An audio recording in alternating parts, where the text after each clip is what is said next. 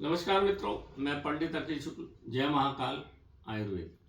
आज आज मैं लाया हूँ ये वीडियो बहुत महत्वपूर्ण है मित्रों। इसको देखो आप और ध्यान पूर्वक देखने के बाद इसको समझना, क्योंकि इसमें समझने लायक बहुत सारी बातें जो आपको दैनिक जीवन में परेशानी आती है उससे आप मुक्ति पा सकते हैं। और आजकल देख रहे हैं आपकी नाना प्रकार के जो बाबा लोगों के वो जो लग रहे हैं आश्रम, और उसमें बहुत सारी भीड़ जा रही है। इसका ये मतलब है कि बहुत सारे लोग परेशान हैं। हर घर में परेशानी। भगवान शंकर, भगवान राम, भगवान श्री कृष्ण जिंदगी भर नाना नानी के नाना पक्ष को संभालने में लगे रहे, तो ईश्वर नहीं बचे तो हम कहाँ से बचेंगे। हर घर में परेशानी है। और इसीलिए आप जब वैद गुरु और एलोपैथ एरोपैथ सब तरह से आप परेशान हो जाते हैं तो फिर आप तांत्रिकों के चक्कर में फंसते हैं। और देखिए, तांत्रिकों में मैंने जहाँ तक मैं भी वीडियो देखता हूँ, आप भी देखते हैं, आप सब लोग, तो महिलाएं सबसे ज़्यादा परेशान हैं। सबसे ज़्यादा महिलाओं को भूत आ जाएगा, परीत आ जाएगा, जो भी जो कुछ है, जो भी आप उसको नकारात्मक ऊर्जा कहें या कुछ भी कहें, तो महिलाएं ज़्यादा हैं। पुरुष 1% हैं तो महिलाएं 99%। हर जगह वही देख लीजिए आप, सब जगह। और उसका आप कभी उनसे पूछिए, जो बाबा जो लोग हैं, कि महिलाओं को क्यों सताती हैं। आत्माएं तो होती है, ये तो सत्य है। देखिए, मैं आपको बता देता हूँ, फिर यहीं से शुरू करूँगा, क्योंकि मैं कई बार रास्ता भटक जाता हूँ, इसलिए कुछ पॉइंट भी मैंने यहाँ नोट करके रखे हैं। सबसे ज़्यादा भूत परीत होते हैं मुस्लिम समाज के या क्रिश्चियन समाज के। जैसे इब्राहिम लिंकन का भूत वहाँ व्हाइट हाउस में घूम रहा है, जब बताते क्यों। क्योंकि भारतीय संस्कृति में मुर्दे को का दहन संस्कार किया जाता है, और बाकी संस्कृति में जब हम दफन कर देते हैं, तो इस पे चीन ने बहुत काम किया है। आत्मा आपके कपाल में होती है, आज्ञा चक्र के 1.5 इंच नीचे। क्योंकि चीन में बहुत सारे लामा लोगों ने जब खोपड़ी की खुदाई करी, वहाँ लामाओं की भी खोपड़ी निकाली गई, तो वहाँ यहाँ से 1.5 इंच उनकी ये कपाल फोड़ी गई थी इसमें। और जापान ने एक काम किया है, उनकी पूरी संस्कृति उसी पे चलती है कि नाभि और नाभि के नीचे एक तंदन नाम की जगह होती है, तंदन। इसलिए जापानीज बार बार झुकते हैं। और हिंदू में भी मंदिरों में झुकने की प्रथा है, मुस्लिम में भी झुकना, और क्रिश्चियनों में घुटने के बल खड़े होकर झुकना। हर आप किसी भी समाज में देखो, झुकने की बड़ी महत्वता है, ताकि आपका तंदन जो है वो एक्टिव रहे और आप अच्छे रहो। एक बात तो ये हुई। दूसरी बात, हमारे यहाँ क्या होता है, बहुत बड़ा विज्ञान है मित्रों ये। ऐसा टकनानूसी नहीं है, बहुत बड़ा विज्ञान है ये। जब आप माँ के शरीर में गर्भ से कोई आत्मा का प्रवेश होता है, इसलिए माता को रामचरितमानस में भी महामाया कहा। माया 2 प्रकार की, एक तो सोना चांदी को माया बोलते हैं, और नारी स्वरूप को महामाया बोलते हैं। मंदिर भी है वहाँ पर छत्तीसगढ़ में महामाया का। तो वहाँ से आत्मा गर्भ में 7वें माह में आती है, वो आने का रास्ता होगा। क्योंकि उसमें सम्मोहन गुण होता है और महिलाओं में आकर्षण गुण होता है। आपने देखा होगा, हर पुरुष महिला के प्रति आकर्षित होता है। आकर्षण गुण है, चीज़ों को खींचने की ताकत है उनमें। ये अद्भुत ताकत माँ में दी हुई है। इसलिए जितने विभाग है, लक्ष्मी हो, सरस्वती हो, शक्ति हो, सब माँ के पास है। तो माँ का महत्व पूरी दुनिया में सबसे अधिक है। ये तो हो गया। अब यहाँ से आत्मा आ गई, अब जाएगी कैसे। आत्मा उसी के थ्रू नहीं जा सकती, तो उसके लिए पुरुष। तो जब दहन संस्कार होता है तो हरे बांस लेके जाया जाता है। हरे बांस पे लेके जाते हैं डेड बॉडी को। आजकल तो जो मिल गया उस पे ले जाते हैं हरे बांस को, इसलिए कि हरा बांस सुचालक होता है विद्युत का, और आत्मा विद्युत स्वरूप है। विद्युत स्वरूप है।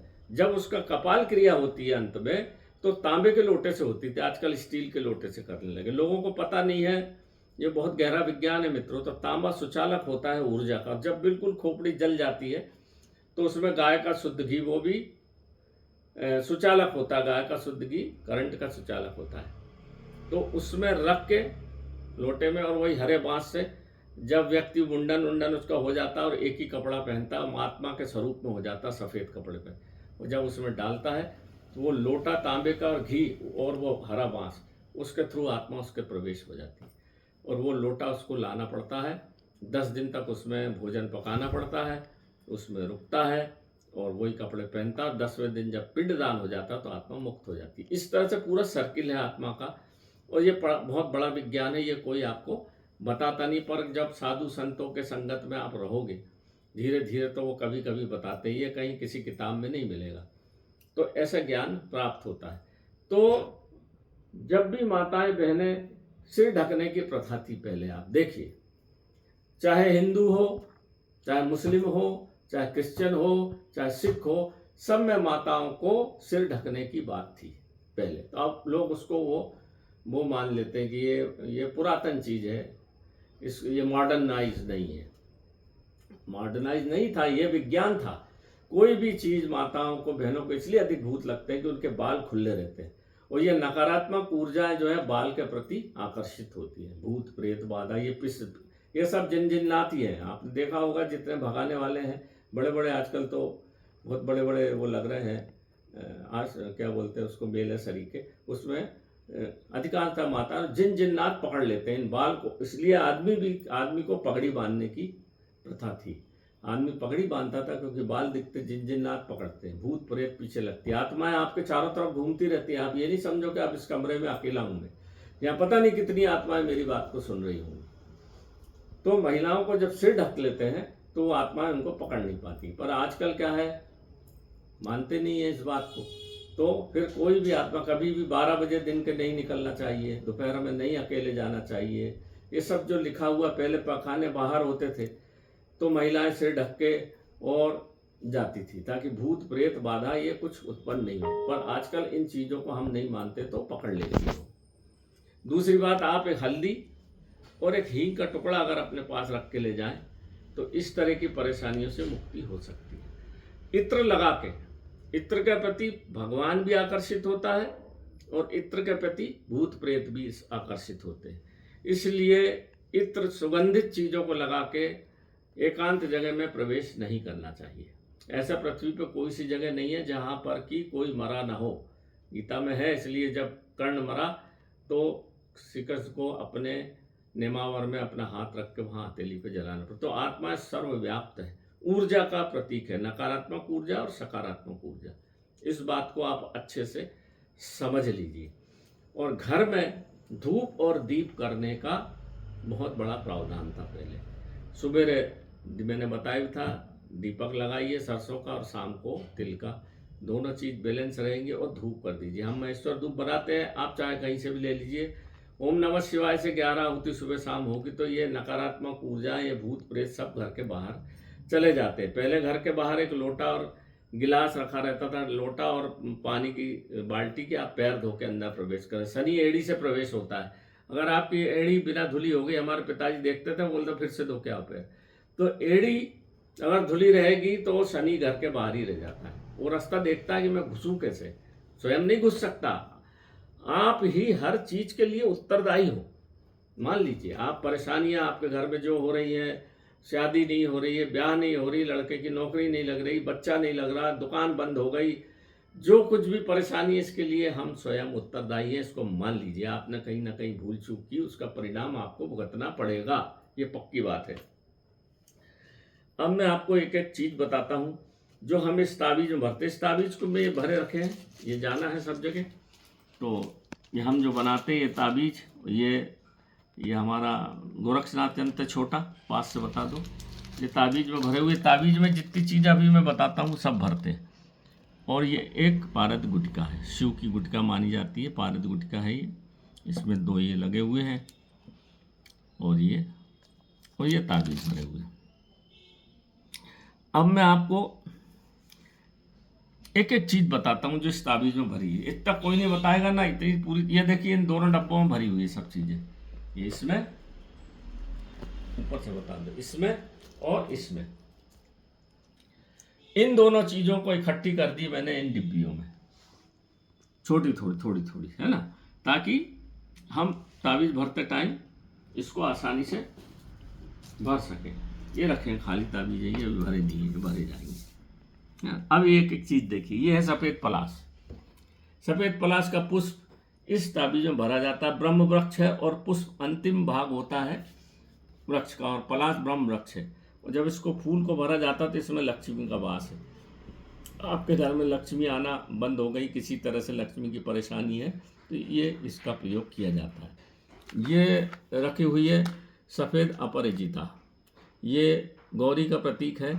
ये किसी भी प्रकार की भूत बाधा को भगाती है, माँ गौरी है इसमें भी लक्ष्मी का वास है। फिर ये रखी हुई है सफ़ेद कंटकारी की जड़, जिसका कि पुंकेसर भी सफ़ेद होता है। ये लक्ष्मी के लिए अद्वितीय चीज़ है मित्रों, ये अद्वितीय चीज़ है। ये देखिए अंदर रखिए, छोटा सा टुकड़ा डालते हैं, छोटे छोटे सब टुकड़ा डालते हैं। ये 3 चीज़ लक्ष्मी के लिए हो गई। ये बहुत ज़ोरदार चीज़ है मित्रों। ये इसको बोलते हैं रूनी झूनी। इसमें परम आकर्षण है, परम आकर्षण। इस ताबीज़ को आप पहनेंगे, बिल्कुल दावे से बोलता हूँ, आपकी दुकान नहीं चली तो बोलना, ग्राहक कैसे नहीं आते। ये रूनी झूनी इसका नाम है। आदिवासी लोग इसका प्रयोग करते हैं। पचमढ़ी के पीछे के भाग भूरा भगत है, वहाँ से चढ़ते हैं। पहले बहुत थी, आजकल ये जहाँ सतत पानी गिरता है वहाँ होती है। और इसका नाम है अग्निमुख। अग्निमुख क्योंकि ये चमकती है, रात को चमकती, इसमें से चमक ऐसे जैसे हीरा चमकता ना, ऐसी चमक निकलती है रात को। और इसको रात को दीपावली की रात में नग्न होकर उखाड़ा जाता है सीधे हाथ से। ये इतने काम की चीज़ है, परम आकर्षण है इसमें। ये बहुत बड़ी चीज़ है, कोई नहीं बताएगा। इसको बस ऐसे बीन के एक एक तोड़ के दीपावली की रात को लाया जाता है। घने घनघोर जंगल में, ज़्यादा आदमी नहीं होना चाहिए, और बूढ़ा भगत के पीछे से चढ़ के उस इलाके में है, वहाँ से हम इसको लाए थे। दूसरा बात है, ये आया कपास, काला कपास। ये काला कपास का बीज या थोड़ा सा कपास ताबीज में भरा जाता है। ये किसी भी प्रकार के काले जादू, तन तूफान को, जैसा कपास का भगवान को रुई लगती है तो प्रसन्न होते ना, वैसे ही है। कोई भी उपद्रव को शांत करने के लिए काला कपास का उपयोग किया जाता है। ये आ गई सफ़ेद पलाश की जड़। चारों तरफ की जड़ निकाल के इसको रखते हैं। भूत प्रेत बाधा उपद्रव, आपका शनि राहु केतु और काल सर्प दोष सबको काटती है। थोड़ा सा टुकड़ा इसको डाल देते हैं। इसके बाद ये है 1000 दाना लहसुन, मैंने आपको बताया था। ये सब भूत प्रेत के लिए, ये साफ कर देता है। एक दाना टूटता ताबीज, हम इतने दाने डाल देते हैं। जब भी कोई आप पे जादू करेगा, टोना करेगा, कोई आत्मा घर में प्रवेश करेगी, एक दाना फूट जाएगा। इसको डाला जाता है। इसी लहसुन वैसे भी बहुत दिव्य चीज़ है मित्रों, उसमें इसको विदेश लोग भी मानते हैं, अपने घर के सामने लहसुन बांध के रखते हैं। ये दिव्य चीज़, ये लहसुन का बीज है, काले लहसुन का बीज है। इसको भी इसी उपयोग के लिए हम डालते हैं। ये सफ़ेद पलाश का बांदा है। ये लक्ष्मी के काम की चीज़ है, दिव्य चीज़ है, तांत्रिक चीज़ है। इसको भी इसमें डाला जाता, सफ़ेद पलाश का बांदा। ये आ गया काला लहसुन, काले जादू को काटने के लिए। ये भी सफ़ेद लहसुन के जैसा है। ये काली माँ का भी प्रतीक माना जाए, बहुत दुर्लभ है, आजकल मिलता ही नहीं, बड़ी मुश्किल से इतना सा मिला है। इसको भी एक दाना डाल देते हैं। ये है सफ़ेद आग की जड़, सूर्य ग्रहण में निकाली गई हुई ये जड़। ये गणेश जी की विघ्न विनायक है, गणेश जी का वास होता है, इसमें ताबीज़ में डाला जाता है। ये आया काले ऊँट की हड्डी। ये देखिए, ये काले ऊँट की हड्डी का एक टुकड़ा डालते हैं। काला ऊँट मतलब ऊँट जो होता है कांटा भी खा जाता है और सांप को भी खा जाता है। इसको जहर नहीं चढ़ता, सांप के जहर से मरता नहीं ऊँट, बिच्छू के जहर से, और कांटा भी खा जाता है। तो ये किसी भी प्रकार के सूल को आपके घर में, दुख को सूल बोलते हैं, बीमारी आजारी उसको कुछ होती नहीं। तो ये ऊँट की हड्डी को रखने से घर में सुख शांति रहती है और जीवंतता आती है, जटिलता को सहन करने की ताकत आती है, बहादुरता आती है, और अगर किसी मुसीबत में फंसे तो उनको राह दिखाती है। ये ऊँट की हड्डी का काम है। ये बरगद का बांदा अगला, ये तो मालूम है आपको, बड़का बांदा बोलते हैं इसको, लक्ष्मी के लिए बहुत बढ़िया चीज़ है। ये आगे आ जाइए, ये लाल चित्रक के ऊपर का खार है। ये भी किसी भी प्रकार के तंत्र मंत्र को जड़ मूल से ख़त्म करता है। ये ऐसा दाने दाने, जब चित्रक, लाल चित्रक, ठंड के बाद इसकी पत्ती के ऊपर ये खार जमता है, इसको उठा के ले आओ, एकत्र करो। करने में मुश्किल पड़ती है, परंतु ये भी थोड़ा सा ताबीज़ में डाल दो तो किसी भी प्रकार का, लाल चित्रक में ये होता है। और इसकी माँ काली की पूजा लाल चित्रक की जड़ को चढ़ाया जाता है। लक्ष्मी के लिए भी अच्छी होती है ये, और भूत बाधा को दूर करने के लिए अच्छी होती है। ये काली कसौंधी का फल, ये काली कसौंधी का फल है, इसका बीज दिया जाता है, इससे शेर तक डरता है। और लक्ष्मी के लिए, इसमें पीला फूल होता है तो लक्ष्मी के लिए ये बहुत अच्छी मानी जाती है। ये है तेजबल, तेजबल गढ़वाल में होता है। ये भूत प्रेत बाधा जिन सबको भगा देता है। तेजबल नाम ही है इसका, ये भगवान शंकर का साक्षात प्रतीक है। अब ये देखिए, ये है काली गुंजा, सफ़ेद गुंजा। गुंजा जैसा मैंने आपको बताया था, महागौरी, माँ काली और माँ देवी सरस्वती सबका वास सफ़ेद काली गुंजा में रहता है। ये तंत्र की बहुत बड़ी चीज़ है, इस तंत्र में इसको उपयोग में लाते। और ये है फिर सबसे, मैंने आपको बताया भी था कि ये है जो आपका मोम, मोम भैरव का प्रतीक माना जाता है। इसको निकालते हैं, जो शहद निकालने के बाद जो मोम बचता है उसको, देसी मोम को एकत्र कर लेते हैं। तो भैरव के स्वरूप, काल भैरव के स्वरूप में वो जो छत्ता लगता है उसको भैरव ही बोलते हैं। मक्खी को आदिवासी लोग भी भैरव बोलते हैं, क्योंकि उनको छेड़ते नहीं है, नहीं तो फिर एकदम भनभना जाती है। उसको जब भैरव का भी, जब कोई देवी देवता काम नहीं करते तब भैरव काम करते हैं। और इस मोम में अष्ट भैरव का वास होता है। तो सबसे अंत में अष्ट भैरव का वास कराकर इसको बंद कर दिया जाता है अष्ट भैरव मंत्र से। और फिर इन ताबीज़ों की पूरी पूजा होती है, हवन पूजा होती है। इनको रख के पूरे भैरव, काली और हनुमान, इन तीनों का अलग अलग हवन होते हैं, अलग अलग। वो विधान बड़ा लंबा है, वो बताऊंगा तो बहुत लंबा हो जाएगा। तो इस तरह से हम सब चीज़ों को बनाते हैं मित्रों। और मेरा मोबाइल नंबर आपने इस पर देख ही लिया होगा। बिल्कुल जो चीज़ मैं डालता हूँ बता देता हूँ आपको साफ साफ। तो ये भूत पिशाच को भगाने के, अगर आपके गले में ताबीज ये गोरक्षनाथ तंत्र डले हैं तो इस तरह की आत्माओं से आपकी मुक्ति हो जाती है, फिर आपको पकड़ती नहीं हो। और घर में आप रहेंगे तो घर में भी शुद्धता बनी रहेगी। बशर्ते आप घर में, आपको धूप करना जरूरी है। अगर आप घर में धूप नहीं करेंगे तो ये चीज़ें काम फिर नहीं करती। घर की शुद्धता धूप से बनती है। धूप के बाद फिर कुछ भी करिए आप तो आपका काम बनेगा। हवन जैसा कराते हैं बड़े बड़े पंडित आपके घरों में, बड़ी जगहों पे हवन से क्या होता है, वातावरण साफ हो जाता है, कपड़ा बिल्कुल साफ हो गया। अब आप उसके ऊपर कोई सा भी रंग चढ़ाओ, चढ़ेगा। बिना गंदे, बिना हवन यज्ञ के कोई काम बनता नहीं है। तो नमस्कार मित्रों, जय महाकाल। आयुर्वेद मेरे को जो थोड़ा बहुत ज्ञान था, लोगों से प्राप्त था, लोगों से मिला था, मैंने आपको दे दिया ताकि आप भी अपने घर पे कर सकते हैं। इसमें से कुछ चीज़ें नहीं भी मिले तो कोई बात नहीं, आप अपने हिसाब से बना के पहन लीजिए, तो आपको भगवान रास्ता दिखाएगा और आप सुखी रहेंगे। छोटी छोटी चीज़ें, नहीं तो फिर आप दरबारों में भटकते रहिए, लाखों रुपया खर्च करिए और वहाँ से भी कुछ लाभ नहीं मिलता। थोड़े दिन के बाद फिर वही स्थिति निर्मित हो जाती। तो बीमारी आपको है तो दवा आपको खाना पड़ेगी, पूजा पाठ आपको करना पड़ेगी। कोई दूसरा आदमी दवा खाए और आप ठीक हो ही नहीं सकते, कभी नहीं हो सकते, कैसे होगे? सोच लो आप। घूमते रहिए, समय बर्बाद करिए, पैसा बर्बाद करिए। तो घर में धूप दीप करिए, थोड़ा सा यज्ञ पूजन कर लें तो हमारा काम बन जाता है। थोड़ा सा संभल के, कब समय घूमना है, किस दिन घूमना है, अमावस्या की पूर्णिमा, इस पर थोड़ा ध्यान रखिए। सिर को ढाकिए, हल्दी और हींग लेके जाइए, तो ये सब उपद्रव नहीं होंगे और आपको अनावश्यक परेशानियों से मुक्ति मिलेगी। ऐसे ही वीडियो में डालता रहूँगा, तांत्रिक अब लगातार 10-12 वीडियो डालूंगा, इसमें छोटी छोटी चीज़ें बताऊंगा। आप करेंगे तो सुखी रहेंगे, नहीं करेंगे तो फिर आप जानिए भैया, ये पृथ्वी तो कर्म के लिए है, आप जैसे करेंगे वैसे भुगतेंगे, तो भुगतना तो पड़ेगा। बाकी नमस्कार मित्रों, भगवान आपको अच्छा रखे। जय महाकाल।